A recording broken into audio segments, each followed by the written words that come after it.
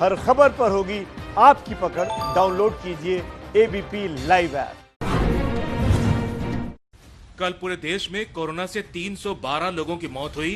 करीब 15,000 नए corona case आए। अब तक देश में कोरोना 14,000 लोगों की जान ले चुका है।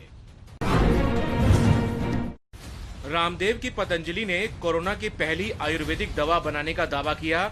दवा का नाम है कोरोनिल। रामदेव बोले, ट्रायल में 7 दिन में 100% मरीज सही हो गए।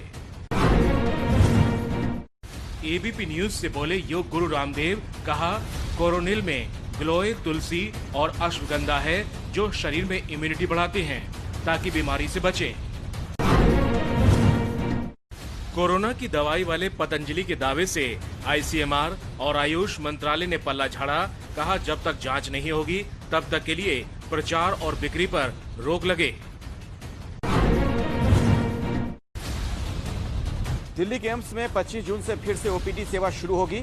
सिर्फ पुराने या फॉलोअप पेशेंट ही दिखा पाएंगे। कोरोना संक्रमण के कारण पिछले कई दिनों से बंद था। तमिलनाडु के मदुरई में कैंटीन की दुकान के बाहर शराब और दूसरे सामान लेने के लिए लग गई भारी भीड़। सबसे ज्यादा कोरोना मामलों में तमिलनाडु तीसरे नंबर पर है।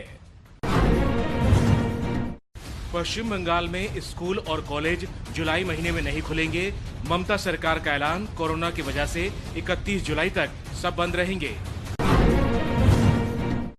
पंजाब में अमरिंदर सरकार का ऐलान, आधे स्टाफ के साथ खुल सकेंगे होटल, रेस्टोरेंट और बारात घर।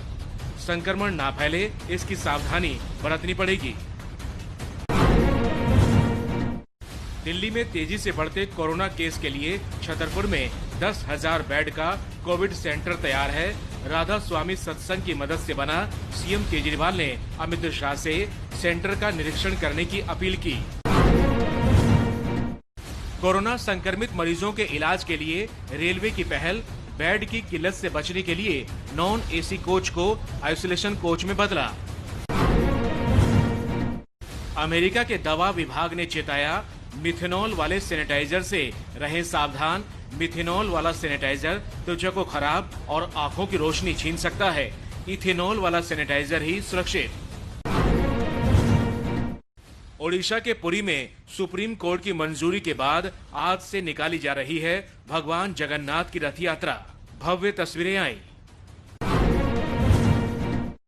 पुरी में रथ यात्रा के लिए सुबह पहले सैनिटाइजेशन किया गया। रथ यात्रा में सिर्फ 500 लोगों के शामिल होने की मिली है मंजूरी।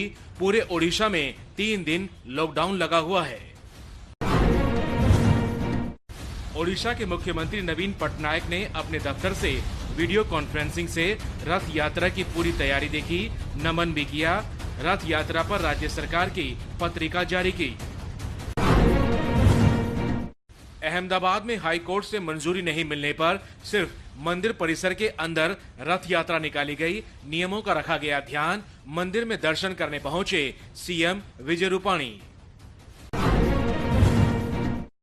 कोरोना संकट के बीच सऊदी अरब में मक्का की हज यात्रा को लेकर थोड़ी छूट मिली। सऊदी अरब में रहने वाले सीमित लोग ही कर सकेंगे यात्रा, विदेशियों को अभी अनुमति नहीं। जम्मू कश्मीर के पुलवामा में आतंकियों और सुरक्षा बलों के बीच एनकाउंटर हुआ। 2 आतंकी ढेर, सीआरपीएफ का एक जवान भी शहीद। जम्मू कश्मीर के बडगाम में शहीद हेड कांस्टेबल सुनील कार्ले को जवानों ने श्रद्धांजलि दी। पुलवामा के एनकाउंटर में शहीद हुए थे। एबीपी न्यूज की खबर पर लगी मोहर। कल हमने बताया कि पाकिस्तान ने हिंदुस्तान में भेजे हैं विस्फोटक। आज जम्मू कश्मीर के डीजीपी ने इस बात पर लगाई मुहर, कहा निपटने को है तैयार। मुंबई में आज सुबह आग से मच गई अफरा तफरी। कुर्ला में गोदाम में लग गई आग। गोदाम में कबाड़ का सामान और तेल के ड्रम रखे थे, जिनसे आग और भड़क गई। बिहार में भारी बारिश के बाद पटना में गंगा का जलस्तर बढ़ रहा है। गंगा किनारे बसे निचले इलाकों में बाढ़ का खतरा बढ़ गया है। हिमाचल के शिमला में सेब किसान जाल लगाकर फसल को बचाने की तैयारी में जुटे। अगले 2-3 दिन तेज बारिश पड़ने का अनुमान है। मानसून के बादल पहुंच रहे हैं। 1 जुलाई से 10वीं और 12वीं की बची सीबीएसई परीक्षाएं होंगी या नहीं, इस पर सुप्रीम कोर्ट परसों यानी 25 जून को सुनाएगा फैसला। कई बच्चों के माता पिता ने कोरोना की वजह से एग्जाम टालने की मांग की है। लगातार 16 दिन से तेल के दाम बढ़ना जारी। आज पेट्रोल 20 पैसे और डीजल 60 पैसे और महंगा हुआ। दिल्ली में 1 लीटर पेट्रोल की कीमत करीब 80 रुपए है।